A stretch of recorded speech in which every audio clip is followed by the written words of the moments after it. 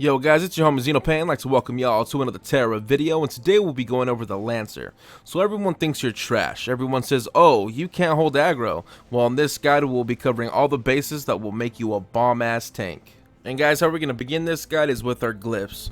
And with our glyphs, what you guys want to begin with is your combo attack 12. And what you guys are going to want to do is put 4 into threatening combo attack, increase aggro by 5%, because you guys are a tank. Your job is to keep aggro and not lose it. Then you want to put all 4 into steadfast, which is your block.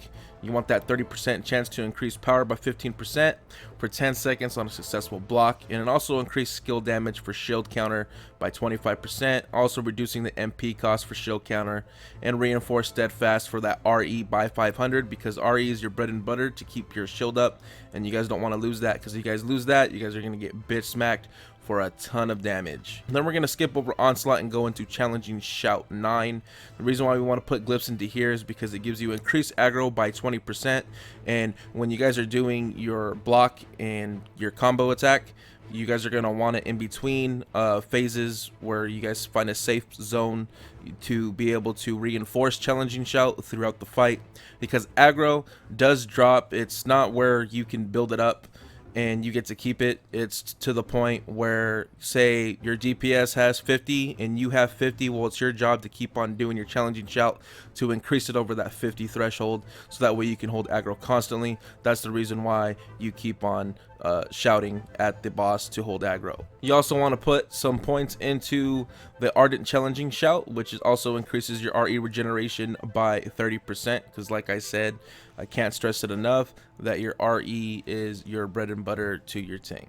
Alright, next guys, we're going to go ahead and skip over Shield Bass and go into Guardian Shout 3, which creates an aura which increases endurance by 91% and power by 30% for you and group members within 40 meters. The reason why we want to put 5 into this is because it's Energetic Guardian Shout. It decreases the cooldown by 25%. You want to use this as much too as possible in hard mode dungeons and dungeons below, so that way you can protect your DPS and healer, while also increasing their endurance, so that way you can tank more damage, which means the healer spends less time healing you and gives them a chance to do some DPS if you want them to.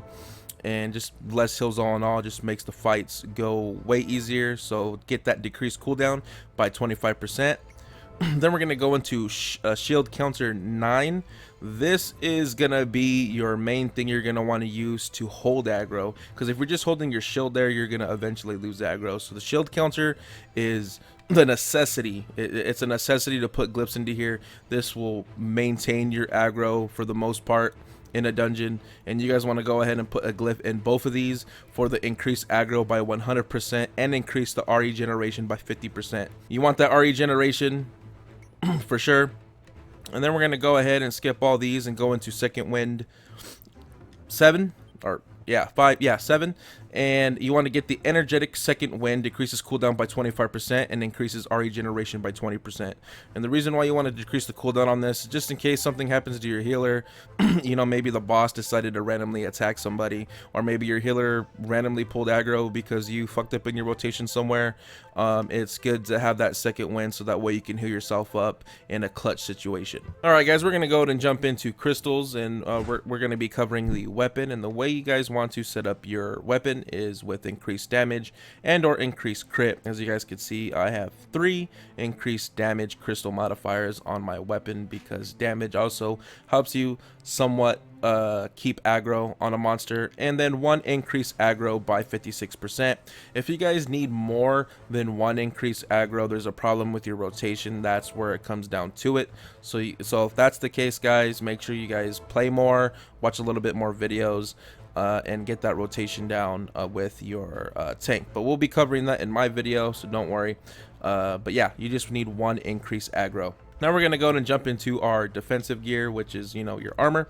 And the way you guys want to spec this out is with nothing but reduced damage crystals. See, I have maximum HP for shits and giggles, but that's just me because I like having shit tons of HP, because in every MMO that I've played, I've always had a lot of HP, which I already still do, but I still add to it because it's a nice, it's nice to look at. So yeah guys, but you can either go 2 HP, 2 reduced damage, or 3 reduced damage, 1 HP, or just pure reduced damage with your armor, but I recommend 4 reduced damage if you can afford it. That's what I recommend. Now it's time for some rotations for our Lancer, guys, and how you want to begin every fight is with your charging lunge into your wallop. Your wallop protects you.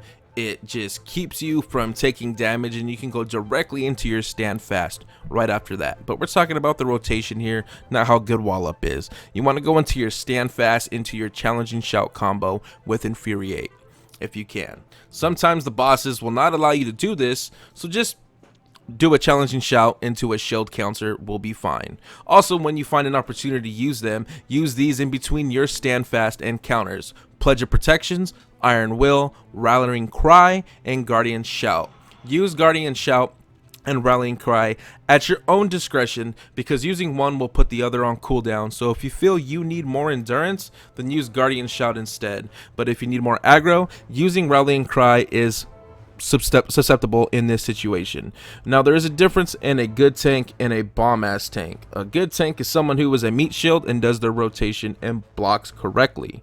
While doing DPS every once in a while, a bomb-ass tank does their job of tanking correctly and also integrates these abilities with their rotations to keep aggro and do massive damage. Well, at least massive damage as a tank, lol. Shield Barrage into Wallop, Shield Bash into Wallop, or an Onslaught and that's all, folks. Delimitate into Wallop. Keep in mind, guys, if you're in the middle of a rotation, you can cancel with your stand fast ability for a clutch block to keep you alive. This also applies for Zerkers. So if you're a Zerker or a warrior, if you guys are in the middle of a combo and you guys can't get out of it in time, and there's a big ass red AoE about to just bitch smack you to the floor and do massive damage, and your healer's getting pissed off at you because you're getting hit by shit you shouldn't be getting hit by, well, if you do your defense stance, it will block it for sure. This guide is to help you become a better Lancer, but there is no guide out there that can help you other than your own gameplay. So I hope my guide does help you guys, but but when it all comes down to it, you're just gonna have to get out there, maybe get some friends, so you know you guys don't have to deal with the cancer in the Tera community that there is right now about people bitching about Lancers not being able to hold aggro, or healers not doing their job. We need to help each other as a community. So I just hope this helps you, and with friends, you can practice the mechanics in a dungeon, and you can figure out your rotations on your own, what works for you. So that way, when you guys do queue up with randoms, you're going to be a Gucci-esque tank and or healer. Healer guides for another day. I may or may not do that, but the mechanics are key to a tank's survival. Know when to dodge, because a tank can't tank everything. A lot of the bosses in the game can pierce through your shield, so you guys got to just be aware of that. I mean, there's just some tanks that just stand there in the middle of the red circle or a red line AoE attack and just take it. Like, no, that's not your purpose. Like, you do have the glyphs that we covered in here. You will have plenty of RE and be able to recharge it so fast you'll be able to dodge everything, or at least you should.